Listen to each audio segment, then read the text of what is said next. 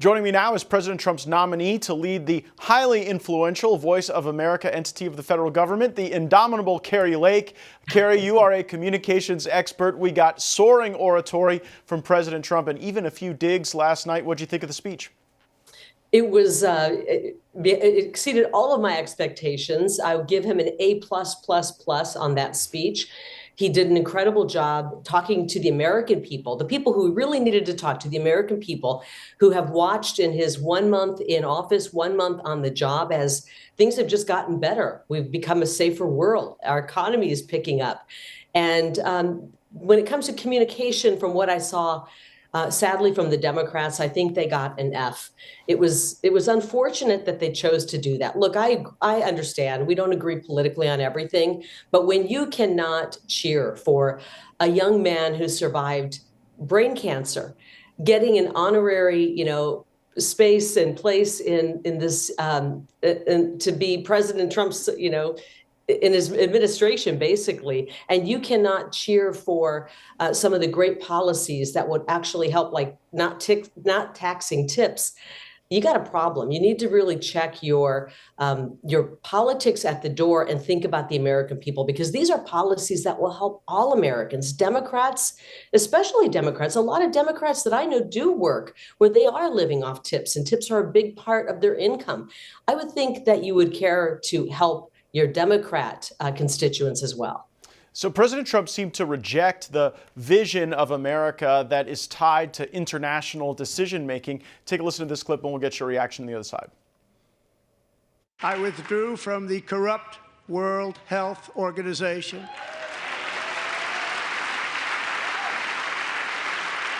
And I also withdrew from the anti-American UN Human Rights Council. So, Kari, what message is the president sending to the world? He's sending to the world that we're no longer pushing the globalist agenda. We are the United States of America, America first, the message he's always been sending. And these organizations depend mainly on American taxpayers funding them. And I'm not sure what we get in return. And so President Trump is looking very closely at how we're spending our money. We know that the federal government spends beyond their means, and that's putting it mildly. And he's actually going to take a responsible approach to cutting back the bloat in the government. And we've already seen that.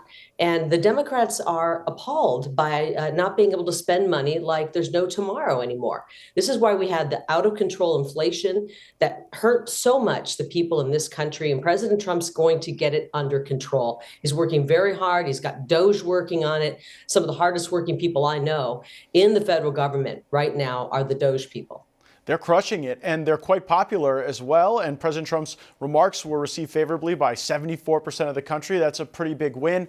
From a communication standpoint, how do you continue to approach the border? Because we had so much success there so quickly with 94% reduction in encounters. You don't want people to forget that there's an ongoing deportation effort for criminals. There's an ongoing border security effort. President Trump seemed to do that by bringing the family members in of some of those who had been slain at the hands of illegal aliens. What would be your advice on how to keep this issue at the forefront of our politics and our psyche as we're achieving these just exceptional successes?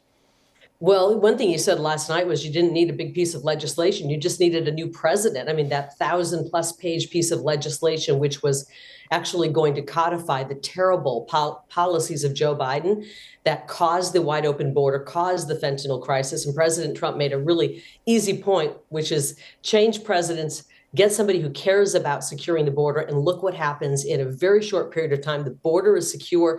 Now we have to do the cleanup work. And I know that President Trump is dedicated to doing that. We're going to be removing the people who are dangerous. I think he needs to keep that in his communications tool belt, reminding the American people we're still removing people who are here illegally, people who are taking taxpayer funded, various, whether it be living arrangements, whether it be welfare. We're going to get rid of all of that. And so he needs to remind people that the work is not done on the border, but Tom Homan and Kristi Noem are working hard to make sure that we're getting dangerous people out of the country, deporting them back to their homeland. And then we're going to tackle the cartels. That's a big, huge part of this. And I believe President Trump can help Mexico finally get the cartel problem under control. That would be something, and we have not had a willing partner from Mexico for quite some time, and so it will likely require leverage. This is a different dynamic in Congress in 2025 than what we encountered in 2017. Back in 2017, you had major leadership voices in the Congress speaking out against Trump, echoing the media's criticisms. But now this is a leader who is fully in charge of the Republican Party, and the Republican Party is in charge of Washington. Do you think President Trump is going to have any substantial resistance from the Republicans in the Congress as he works to get this large piece of legislation passed in the coming weeks? I think it would be the stupidest thing they could do, and they will be primaried, and the American people will vote them out of office. If the Republicans don't get behind President Trump with a winning policy like securing the border, cutting the government waste, creating transparency so that people can see where their taxpayer money is going, and different policy items that he's pushing, including the tax cuts, including rebuilding the manufacturing sector, and so many more items that he laid out last night and has laid out in the past months. I think it's just a political death sentence, and they're making a huge mistake. But I think beyond that, we need to watch and ask Democrats to get on board, ask them to remember who their constituents are, hardworking people from coast to coast and all across this country who need a break, and President Trump is truly working for them. Remember, he's not running for office anymore. He's not a politician anymore. He is the leader of the free world. He's the leader of this great country. And it is his goal in life to make sure that we bring back our country, restore our government, give it back to we the people, take it away from the bureaucrats who have just been growing and growing and growing. When they say it's a threat to democracy, they really mean it's a threat to bureaucracy. And it seems like the only people the Democrats care about are the bureaucrats. Sure. So, Kari, final question for you. We're so excited about your leadership that is upcoming at Voice of America. Any timeline on your confirmation process that you've heard from the Senate?